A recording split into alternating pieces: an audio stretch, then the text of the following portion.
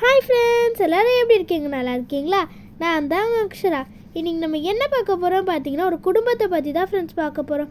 அது என்ன குடும்பம்னா சன் குடும்பம். அச்சச்சோ, அந்த சன் குடும்பம் இல்லை ஃப்ரெண்ட்ஸ், நான் சொல்கிறது சூரிய குடும்பம். பொதுவாக எல்லா பெரியவங்களும் அவங்க குடும்பத்தில் இருக்கவங்ககிட்ட சொல்லுவாங்க, ஒன்று ஒரு கிரகமாக இருக்குன்னு. அது பொய்யில்லை ஃப்ரெண்ட்ஸ், அது உண்மை தான். நம்மளோட சூரிய குடும்பத்தில் ஒன்று ஒரு கிரகமாக இருக்குது. அது என்னென்னா, எல்லா கிரகமும் சேம் டைரக்ஷனில் சுற்றுது, ஆனால் வீனஸ் மட்டும் ஆப்போசிட் டைரக்ஷனில் சுற்றுது. ஆமாம், அது ஏன் தெரியுமா? இதுக்கு நம்ம சயின்டிஸ்ட் 2 காரணம் கண்டுபிடிச்சிருக்காங்க. ஒன்று, ஏதோ ஒரு விண்கல் வீனஸை மோதுறதுனால அதோட ஃபோர்ஸில் வீனஸ் ஆப்போசிட் டைரக்ஷனில் சுற்றுறதாகவும் சொல்கிறாங்க.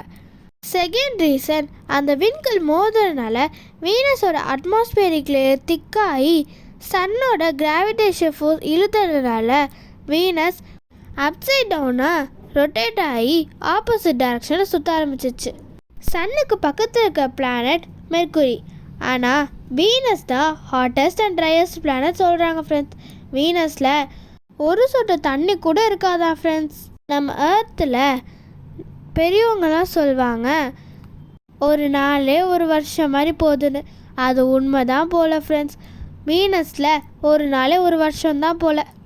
நம்ம எர்த்தில் 1 டேன்றது 24 ஹார்ஸ் தான், ஆனால் வீனஸில் 1 டேவே 365 டேஸ்க்கு மேலேவா ஃப்ரெண்ட்ஸ்.